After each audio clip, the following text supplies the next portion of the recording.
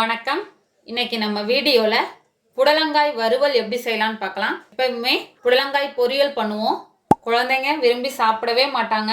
இது போல வறுவல் கொடுத்து பாருங்க, செம டேஸ்டியா இருக்கும். இந்த புடலங்காய் வறுவல் சாம்பார் சாதம், ரசம் சாதத்துக்கு சூப்பரான சைட் டிஷ்ஷாக இருக்கும். இது எப்படி பண்ணுறதுன்னு இப்போ பார்க்கலாம். அதுக்காக நான் ஒரு சின்ன புடலங்காய் இது போல் நீல வாக்கில் எடுத்து வச்சுருக்கேன். உள்ள விதையை நீக்கிட்டேன். ஒரு பெரிய சைஸ் பெரிய வெங்காயம் பொடியாக கட் பண்ணது, 1/2 டீஸ்பூன் மஞ்சள் தூள், 1 டீஸ்பூன் தனி மிளகாய் தூள், 1/2 டீஸ்பூன் மல்லித்தூள், 1/2 டீஸ்பூன் கரம் மசாலா, உப்பு 1 டீஸ்பூன் எடுத்திருக்கேன். தாளிப்புக்கு 1 டீஸ்பூன் கடுகு, 1 டீஸ்பூன் சீரகம், 1 கொத்து கருவேப்பிலை, எண்ணெய் தேவையான அளவு. இப்போ எப்படி செய்யலான்னு பார்க்கலாம்.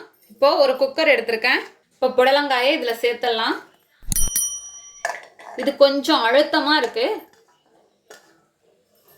கொஞ்சம் சாஃப்டாக இருந்துச்சுன்னா நீங்கள் டைரெக்டாக கூட வறுவலில் ஆட் பண்ணிக்கலாம். இது கொஞ்சம் அழுத்தமாக இருக்கிறதுனால நான் தனியாக வேக வைக்கிறேன். இதில் வேகிற அளவுக்கு தண்ணி சேர்த்துக்கிறேன். இதோட உப்பு. இப்போ மூடி போட்டு ஒரு விசில் வச்சுக்கிறேன். ப்ரெஷர் போனதும் ஓப்பன் பண்ணி காட்டுறேன்.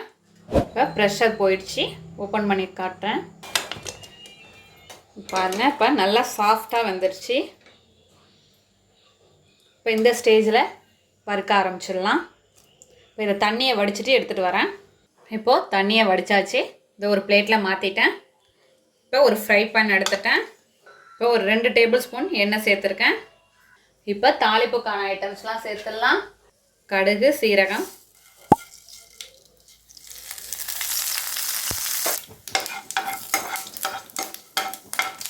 கடுகு வெடித்ததும் ஒரு கொத்து கருவேப்பிலை, வெங்காயம்,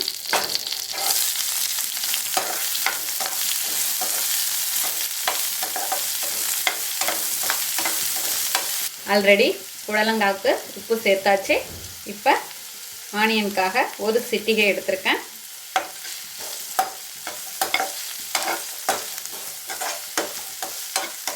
ஆனியன் நல்லா வதங்கணும், அப்போ தான் அந்த வறுவலுக்கு நல்ல டேஸ்ட் கொடுக்கும். இப்போ நல்லா வதங்கிடுச்சு. இந்த ஸ்டேஜில் மசாலாலாம் சேர்த்துடலாம். மஞ்சள் தூள், கரம் மசாலா, மிளகாய்த்தூள், மல்லித்தூள் எல்லாம் சேர்த்துட்டு கலந்துக்கலாம். ஒரு நிமிஷம் வதங்கினதும் இதில் புடலங்காவை சேர்த்துடலாம்.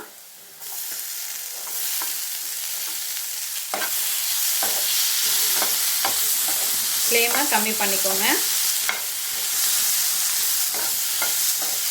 இப்போ எல்லா சைடும் மசாலா கோட் ஆகிற அளவுக்கு நல்லா கலந்து விட்டாச்சு. அப்படியே 2 நிமிஷம் வதங்கட்டும். இப்போ 2 நிமிஷம் வதங்கினதும் பூண்டை இடித்து வச்சுருக்கேன். ஒரு 4 பல் பூண்டு எடுத்து தோலோடு இடித்து வச்சுருக்கேன். இது நான் இன்க்ரீடியன்ஸில் சொல்லலை, நீங்கள் சேர்த்துக்கோங்க. இந்த பூண்டு இடித்து சேர்த்தா தான் அந்த ஃப்ளேவர் நல்லாயிருக்கும். கடைசியாக இதை சேர்த்துக்கலாம். ஃப்ளேமை லோ ஃப்ளேம்லேயே வச்சு நல்லா ட்ரையாக வறுத்துக்கலாம். இப்போ பூண்டு போட்டதும் இந்த அரோமாவே தனியாக இருக்கும். அவ்வளோதான், நல்லா வறுப்பட்டுட்டு இப்போது ஃப்ளேமை ஆஃப் பண்ணிடலாம். அவ்வளோதான், நம்மளோட அருமையான அற்புதமான புடலங்காய் வறுவல் தயாராகிடுச்சு. இதே போல் நீங்களும் உங்கள் வீட்டில் செஞ்சு பார்த்துட்டு எப்படி வந்துச்சுன்னு கமெண்ட்டில் சொல்லுங்கள். தேங்க்யூ.